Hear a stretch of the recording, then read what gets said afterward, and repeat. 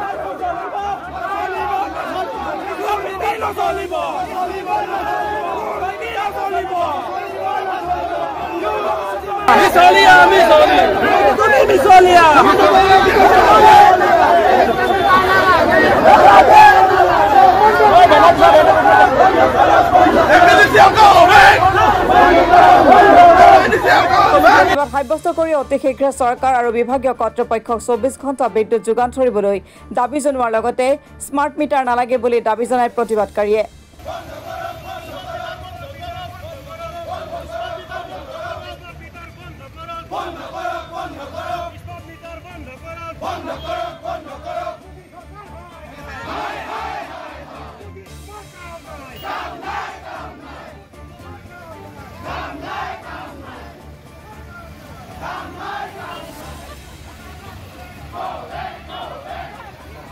আমি প্ৰতিবাদৰ নামত প্ৰতিবাদ কৰিব বিচৰা নাই।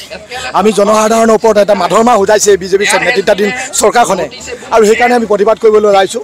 আমাৰ জনসাধাৰণৰ কথা আমি ভালদৰে আলোচনা কৰিলে ভালদৰে কথাখিনি ক'লে চৰকাৰে বুজি নাপায়, আন্দোলনৰ কথাও তেওঁলোকে বুজি নাপায়। সেইকাৰণে আমি APTSৰ জৰিয়তে প্ৰতিবাদ কাৰ্যসূচী লৈছোঁ, যাতে আপোনালোকে দেখিছে স্মাৰ্ট মিটাৰ লগাই গোটেই আকৌ আমাৰ জনসাধাৰণৰ মূৰত এটা ডাঙৰ ৰাম টাউন দিছে, যিটোৰ জৰিয়তে আপুনি কোনোবা এজন মানুহে আমি পইচাটো যেনে তেনে ভৰিব পাৰোঁ, কিন্তু সকলো ব্যক্তিয়ে পইচাটো ভৰিব নোৱাৰে। ৰাতি কেতিয়াবা ভাত খাই থাকোঁতে কাৰেণ্টটো কাটি দিয়ে, কেতিয়াবা শুভ সময়ত কাৰেণ্টটো কাটি দিয়ে, এনেকুৱা অৱস্থা হৈছে আৰু কাৰেণ্টৰ দাম ইমান বেছি বাঢ়িছে। আৰু তাৰ লগে লগে এই চৰকাৰখনে কয় স্মাৰ্ট মিটাৰটো আমি একেই দাম হ'ব, আগৰ মিটাৰটো লগত একে দাম হ'ব বুলি কয়। কিন্তু এতিয়া আপোনালোকে দেখিব পাইছোঁ, যদি আগৰ মিটাৰটোৱে যদি একেটা দামেই হয়, তেতিয়া নতুন স্মাৰ্ট মিটাৰ আমাক কিয় প্ৰয়োজন আছে? এই কথাখিনি আমি অৱগত কৰিছোঁ। জিলা কংগ্ৰেছ কমিটি, মহিলা কংগ্ৰেছ, ইউথ কংগ্ৰেছ, সেৱা দল, NSY আমি সকলো লগ লাগি প্ৰতিবাদী কাৰ্যসূচী লৈছোঁ। আমাৰ কাৰণে নহয়, দুখীয়া ৰাইজৰ জনসাধাৰণৰ কাৰণে এই কাৰ্যসূচী লৈছোঁ। আপোনালোকৰ জৰিয়তে অৱগত কৰিব বিচাৰিছোঁ, তেওঁ এই হিমন্ত বিশ্ব শৰ্মা বজাৰ কৰি পোৱা নাই, তেওঁ কাৰেণ্টৰ দাম দিব পোৱা নাই, তেওঁ AC গাড়ীত থকাৰ পৰা জন্মৰ পৰা AC গাড়ীত আছেই, আৰু সেইকাৰণে তেওঁলোকে দুখীয়া ৰাইজৰ কথাবোৰ বুজি নাপাব।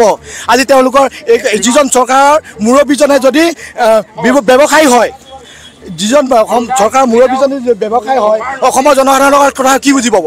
এই শোষণ নীতি তেওঁলোকে সকলো স্তৰতে শোষণ নীতি চলাইছে আৰু শোষণ নীতিৰ বিৰুদ্ধে আমি ঐক্যবদ্ধ প্ৰতিবাদ কৰি যাম। এই আৰম্ভণি হৈছে, অহা দিনটোত আমি সকলো সময়তে প্ৰতিবাদ কৰি যাম। ৰাইজৰ কণ্ঠ হৈ আমি ধেমাজি কংগ্ৰেছ কমিটিয়ে ৰাইজৰ কণ্ঠ হ'বলৈ চেষ্টা কৰিম। জানে যে আমাৰ অসমৰ মুখ্যমন্ত্ৰী হিমন্ত বিশ্ব শৰ্মা যথেষ্ট মিছলীয়া আৰু মৈমতালী, নিজৰ মতে দেশখন চলাই ৰাইজৰ কাৰণে চিন্তা নকৰে। আজি এটা কথা সকলোৱে উপলব্ধি কৰিছে যে ইলেকশ্যনৰ সময়ত বিধানসভা ইলেকশ্যনেই হওক বা লোকসভা ইলেকশ্যনেই হওক, এওঁলোকে কৈছিলে যে জনসাধাৰণক 300 ইউনিট বিদ্যুৎ বিল ফ্ৰীকে দিম বুলি কৈছিলে।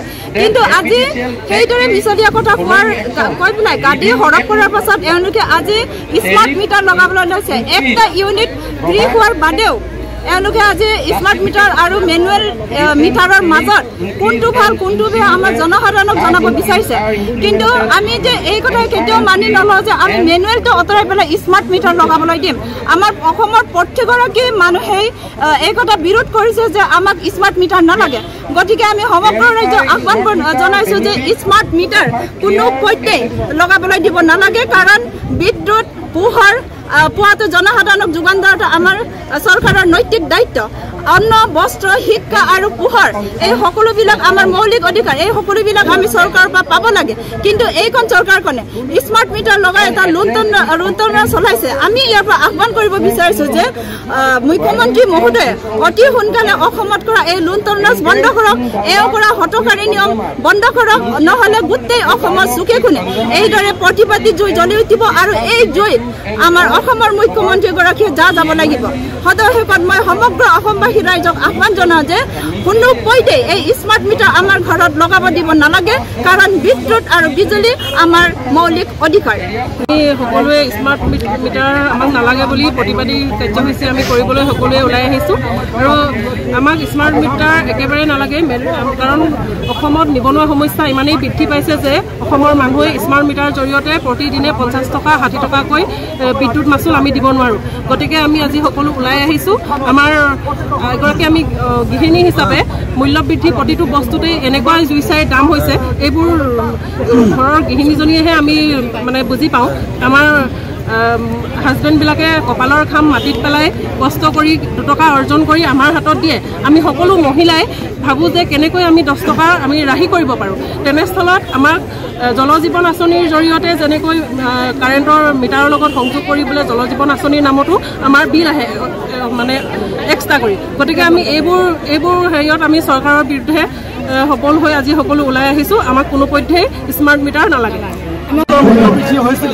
তথাপি আজি এখন স্মাৰ্ট মিটাৰ লগোৱাৰ লগে লগে আমাৰ দুখীয়া জনসাধাৰণ তথা মিডিল ক্লাছ মানুহৰ কাৰণে ভিৰ কৰিবলৈ অসুবিধা হৈছে গতিকে স্মাৰ্ট মিটাৰখন লগাই হিমন্ত বিশ্ব শৰ্মা তথা বিজেপি নেতৃত্বাধীন চৰকাৰখনে ইণ্ডিয়াটো লুটি খাবলৈ চেষ্টা কৰে আৰু স্মাৰ্ট মিটাৰটো লগাই নতুনকৈ স্মাৰ্ট থ্ৰুত এটা তেওঁলোকৰ প্ৰশাসনৰ কাৰণে সৃষ্টি কৰিছে গতিকে আমি হিমন্ত বিশ্ব শৰ্মাৰ লগতে তেওঁৰ যিসকল কেৱল মুঠিপাত ব্যৱসায়ী আছে সেইসকলক আমি সকীয়াই দিব বিচাৰোঁ যদিহে আপোনালোকে স্মাৰ্ট মিটাৰ বন্ধ নকৰে কিন্তু ধেমাজি জিলা NSY তথা ধেমাজি জিলা কংগ্ৰেছ চুপ হৈ নাথাকে আপোনালোকৰ বিৰুদ্ধে তীব্ৰ গণতান্ত্ৰিক আন্দোলন গঢ়ি তোলা হ'ব আৰু গোটেই অসমত আমি ৰাজপথৰ আন্দোলন গঢ়ি তুলিম আৰু সকলোকে যিহেতু ইয়াত সমবেত হৈছে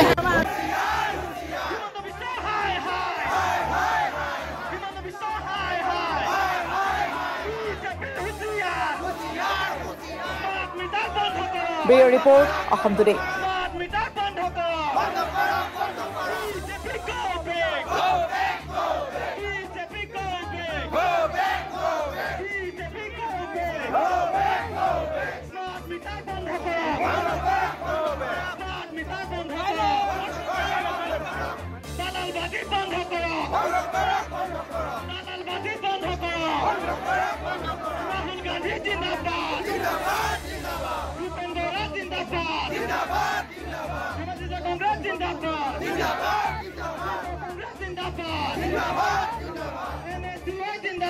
Zindabad!